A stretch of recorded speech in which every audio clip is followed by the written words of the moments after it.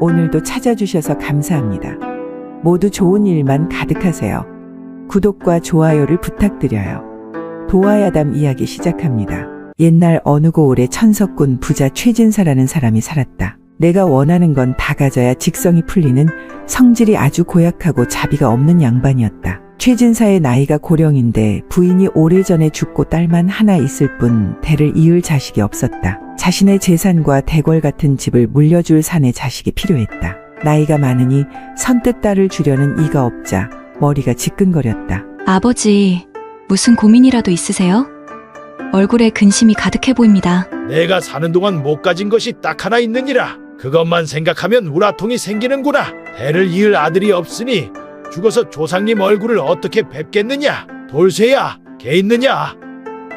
동네 한 바퀴 돌고 오마. 지부책을 들고 따라 나서거라. 동네 어귀를 지날 무렵이었다. 어디선가 깔깔거리며 웃는 계집의 웃음소리가 들려왔다. 무심코 고개를 돌렸더니 냇가에서 어린 계집애가 동생인 듯한 아이와 물놀이를 하고 있었다. 물에 젖은 태가 여인이었다. 돌쇠야, 저 계집애가 어디 사는지 알아보거라. 내 맘에 쏙 드는구나. 행색을 보아하니 집안 형편도 어려운 듯 보이니 내일 쌀 한가마니 보내도록 하거라. 마님, 저 아이는 올해 16입니다요. 효성이 지극하여 김씨가 애지중지하는 딸아이인데 절대 허락할 리 없을 것입니다요. 김씨라면 제 넘어 사는 김씨 말이냐? 예, 마님. 김씨가 내게서 빌린 돈이 얼마더냐? 원금 50냥에 이자까지 합쳐서 100냥이옵니다요. 최진사는 치부책을 꺼내들었다. 입가에는 저절로 웃음이 났다. 옳거니 내일 모레면 만기일이구나. 집에 돌아온 돌쇠가 이자 대신 가져온 물건들을 곳간에 두고 나오려는데 수연아 씨의 몸종인 달래가 빼꼼 고개를 내밀며 들어왔다. 아씨한테 들키면 어쩌려고 왔어? 보고 싶어서 왔지. 돌쇠는 웃으며 달래를 껴안았다. 잠시 후 달래가 옷고름을 매며 곳간을 나갔다.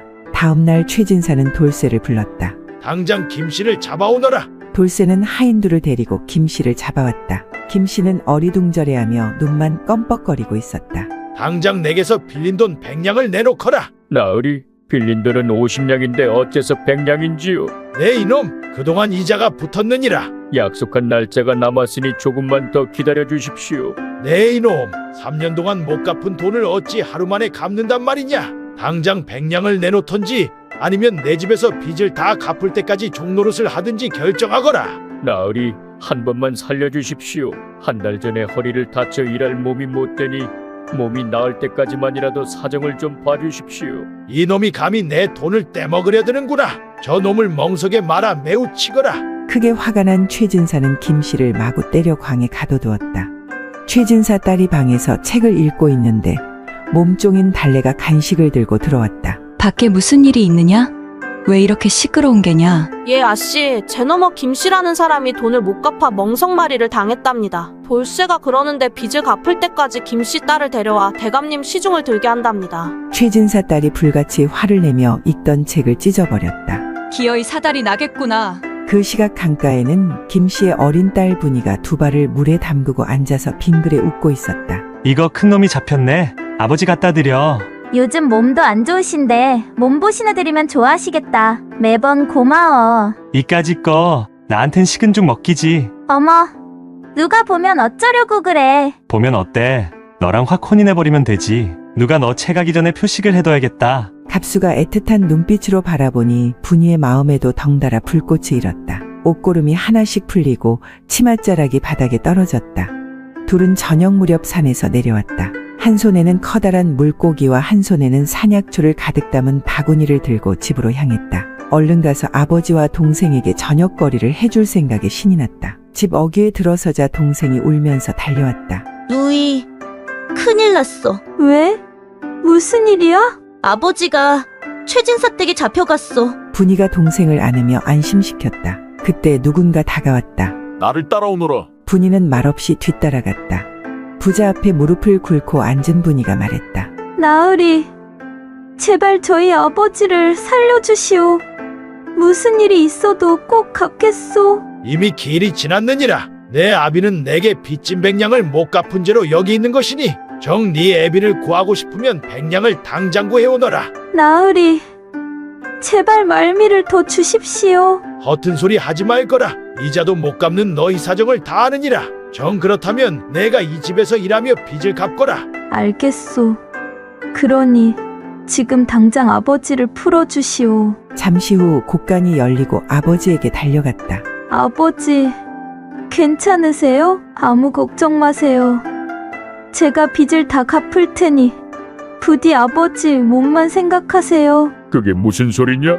내가 무슨 수로 그 큰 돈을 갚는다는 것이냐?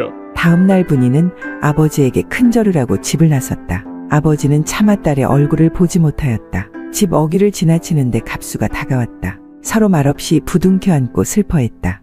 내가 너를 꼭 지켜줄 테니 걱정하지 말고 있어. 미안해. 최진사는 아침부터 부산하게 움직였다. 이불 침구를 새로 갈고 방안을 화사하게 꾸몄다. 누가 봐도 신방이었다. 낮에 최진사 집에 도착한 분이는 별채로 안내되었는데 하인 둘이 들어오더니 단장을 시키는 것이었다. 사람 잘못 보셨소. 난 여기 일하러 온 사람이요. 우린 나으리께서 시키는 대로 할 뿐입니다. 잠시 후 예쁘게 차려입은 분이는 하인의 안내로 최진사 거처로 안내되었다. 분이가 도착하자 최진사는 반갑게 맞이했다. 오늘부터 넌 내 집안 식구니라. 그러니 마음 편하게 지내도록 하여라. 자, 한 잔 바꾸라. 오늘 첫날이니 널 위해 특별히 준비했느니라. 분이는 술을 마셔본 적이 없었으나 계속 권하니 한 모금을 마셨다. 그런데 마치 약이라도 먹은 것처럼 몸에 힘이 쭉 빠지고 맥이 풀리며 옆으로 쓰러져 버렸다. 그때였다. 최진사가 기다렸다는 듯이 은큼한 미소를 지으며 다가오더니 옷고름을 풀기 시작했다. 말리려고 애를 썼지만 손에 힘이 들어가지 않았다. 분이는 곧 정신을 잃었다.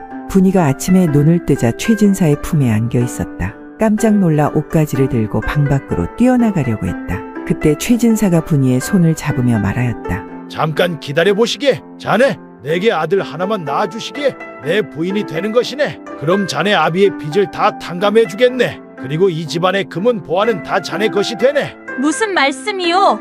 하나도 알아들을 수가 없소. 나에게는 이미 정혼자가 있소. 나를 제발 보내주시오. 그건 안 되네. 나와 첫날 밤도 치렀으니 이젠 늦었네. 분이가 눈물을 흘리며 나가려 하자 최진사가 얼굴이 굳어지며 엄포를 놓았다. 당장 내 애비부터 물꼬를 낼 것이니라. 빌린 돈을 못 갚았으니 할 말이 있겠느냐. 너와 내 동생은 노비로 팔아 다시는 부모 형제를 못 보게 할 것이니라. 분이는 바닥에 털썩 주저앉았다. 밖에 돌쇠 있느냐? 예, 대감마님. 이 계집이 대문 밖으로 한 발자국도 못 나가게 지키거라. 보름 후 최진사가 어린 부인을 새로 맞아들였다는 소문이 온 마을에 퍼졌다. 최진사는 아버지에게 쌀과 음식을 보내었고 그 음식을 받은 아버지는 딸을 팔아먹은 애비라는 생각에 밤잠을 자지 못하였다. 분이는 멋진 옷과 값비싼 장신구로 치장을 하고 몇 끼마다 진수성찬을 먹었지만 늘 마음 한구석이 허하였다. 최진사가 매일 밤 찾아들어 아들 타령을 해대었다. 최진사가 잠든 사이 분이는 몰래 방 안을 빠져나와 밤하늘에 뜬 달을 바라보며 울먹거렸다. 그러던 어느 날 밤 자시가 되자 부엉이 소리가 구슬프게 들려왔다. 분이는 깜짝 놀랐다. 그 소리는 갑수와 몰래 만날 때 내던 둘만의 신호였다. 여길 왜 온 거야? 나 같은 거 그냥 잊어버리고 잘 살지 왜 그랬어? 분이야, 난 하루도 널 잊어본 적이 없어. 저놈을 죽이고 내 각시를 도로 찾을 거야. 나 며칠 후에 그 집 머슴으로 들어갈 거야. 조금만 참고 있어. 그때 저만치서 인기척이 들려왔다. 분이는 서둘러 방 안으로 들어갔다. 가슴이 콩닥콩닥 뛰어 진정이 되지 않았다. 그 시각 달래는 아씨에게 달려갔다. 아씨, 아무래도 이상해요. 안방마님 처소에 아무래도 도둑 고양이가 든 것 같소. 그래? 한 번으로 끝나지 않을 터이니 잘 감시하거라. 이 사실을 아무도 알아서는 안 된다. 입 조심하거라. 며칠 후 최진사의 생일날이 되었다. 새로 맞이한 어린 부인을 구경하려고 몰려든 벗들로 집안이 붐볐다. 그때 아인 둘이부터 분이를 꽃단장 시키고 있었다. 다 된 것 같으니 그만들 나가보시오. 난 마음에 준비가 필요하니 조금 있다 나가겠소. 하인 둘이 밖으로 나가자 마당에서 빗자루질을 하던 머슴 하나가 주위를 살피더니 빗자루를 방문 옆에 세워두고 분이의 방으로 몰래 들어갔다. 거울 앞에 앉아있던 분이를 뒤에서 와락 껴안았다. 깜짝 놀란 분이가 소리치려 하자 갑수가 말했다. 보고 싶었어. 분이가 갑수의 얼굴을 보고 미안함과 반가움에 눈물을 흘렸다. 갑수는 분이를 와락 껴안았다. 한편 최진사는 벗들과 담화를 나누고 있었다. 분이가 나오지 않자 하인을 불렀다. 돌쇠 개 있느냐? 얼른 가서 안방마님을 모셔오너라. 손님들이 기다리고 계시지 않느냐? 예, 마님. 그때였다. 최진사의 외동딸이 다가오더니 자신이 다녀오겠다고 했다. 잠시 후 최진사의 딸은 분이가 있던 별당으로 갔다. 방에 있던 갑수와 분이는 인기척을 느끼고 분이가 밖으로 급히 나왔다. 여긴 어쩐 일이시오? 예, 손님들께서 기다리시니 아버지께서 모셔오라고 하셨습니다. 안 그래도 지금 가려던 참입니다. 저 빗자루는 치우는 것이 좋겠습니다. 예부터 빗자루가 문지방을 넘으면 집에 재수가 없다 하였습니다. 그렇군요. 옛 습관이 몸에 배어 그렇게 되었소. 그러시군요. 앞으로는 따로 머슴을 두어 직접 하는 일이 없도록 하겠습니다. 분이는 친절한 최진사의 딸이 싫지 않았다. 나이도 엇비슷하여 친구처럼 보였다. 다음날 최진사 딸은 머슴 한 명을 데리고 분이를 찾아왔다. 오늘부터 내가 모실 안방마님이시다. 부족함이 없도록 성심을 다하거라. 예, 아씨. 밤이 되었다. 그날 밤도 어김없이 최진사는 분이를 찾아들었다. 술을 한 잔 마시자 곧바로 잠이 들었다. 밤에 오는 부엉이 소리를 따라 방을 나왔다. 조용히 나와 뒤뜰로 갔다. 내 아버지와 약속했어. 무슨 일이 있어도 널 꼭 지키겠다고 말이야. 널 여기서 빼내줄게. 며칠만 참아줘. 그건 안 될 말이야. 내가 도망가면 아버지와 내 동생은 죽게 될 거야. 내가 꼭 방법을 찾아낼게. 갑수는 그동안 사무친 그리움과 반가움의 분위를 꼬고 안았다. 그렇게 만난 둘은 매일 밤 미래를 즐기며 도망갈 궁리를 하던 어느 날이었다. 갑수는 최진사가 출타하는 것을 보고 마당을 쓰는 척하다 분이의 방으로 들어갔다. 오늘 밤이야. 신호하거든 몰래 빠져나와. 알았어. 준비하고 있을게. 둘이 밀담 나누는 것을 돌쇠가 몰래 듣고 있었다. 그날 밤이 되었다. 달빛 하나 없이 어둡고 조용한 시각 분이는 조용히 눈을 떴다. 그 시각 갑수는 담장 밑에 도착했다. 부엉이 소리를 내며 분이가 나오길 기다리고 있었다. 잠시 후 문이 열렸다. 하인 둘이 몽둥이를 들고 들이닥쳐 갑수를 밧줄로 꽁꽁 묶어 어디론가 데려갔다. 최진사가 눈을 부릅뜨고 갑수를 노려보았다. 그 계집과 무슨 관계인지 실토하거라. 내 집에 몰래 들어온 이유가 무엇이냐? 분이는 원래 내 아내가 될 사람이었어. 강제로 남의 아내가 되었으니 내가 찾아가려 왔어. 그 입 닥치거라. 저 놈을 매우 쳐라. 감히 내 물건에 흠집을 내다니 버릇을 단단히 고쳐주어라. 분이는 아침이 되어 갑수를 찾았다. 하지만 어디에도 없었다. 그때 최진사가 말 못하는 하인 하나를 데리고 분이 앞으로 걸어왔다. 이 놈이 오늘부터 부인 심부름을 할 것이요. 전에 있던 놈은 손버릇이 나빠. 쫓아냈으니 그리 아시오. 분이는 슬퍼 몸져 누웠다. 그때 최진사의 딸이 병문안을 왔다. 몸은 좀 어떠십니까? 몸살이 나 그러니 곧 괜찮아질 것이오. 혹시 갑수 소식은 들으셨습니까? 어제 새벽녘에 시신 한 구가 몰래 나갔습니다. 아무래도 갑수인 것 같습니다. 그게 정말이오? 분이는 눈물이 주르륵 흘러내렸다. 정말 정이 많으신 분이군요. 종놈이 무엇이길래 이리도 슬퍼하십니까? 사람의 목숨에 기천이 어디 있겠소. 그저 불쌍해서 그러지요. 부탁이 하나 있소.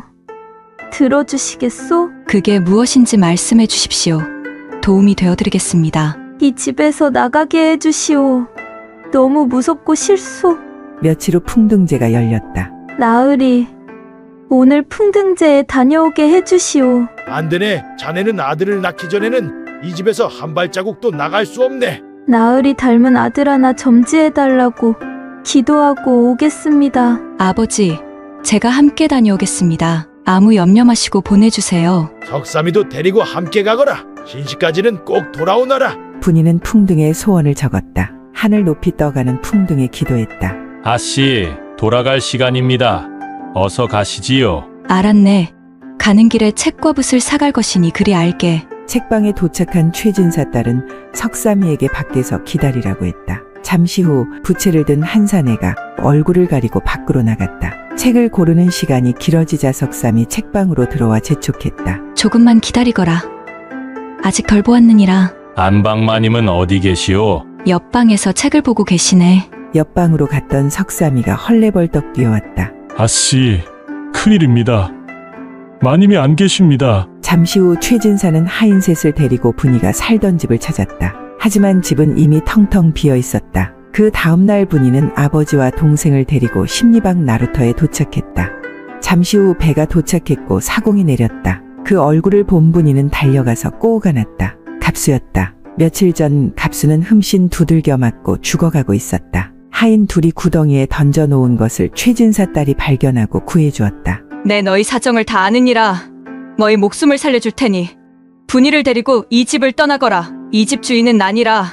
그 누구에게도 내 것을 한 조각도 내어줄 생각이 없느니라. 고향을 떠난 분이는 갑수와 혼인하여 아버지를 모시고 행복하게 살았다. 3개월 후 최진사는 고이 모셔둔 치부책을 꺼내들고 활짝 웃었다. 돌쇠 개 있느냐? 지금 당장 옆마을 이씨를 잡아오너라. 빚이 30냥, 이자가 20냥이랬다. 그 집 딸년이 올해 16이 되었구나. 도화야담 끝까지 들어주셔서 감사합니다. 구독과 좋아요는 좋은 영상 제작에 큰 힘이 됩니다.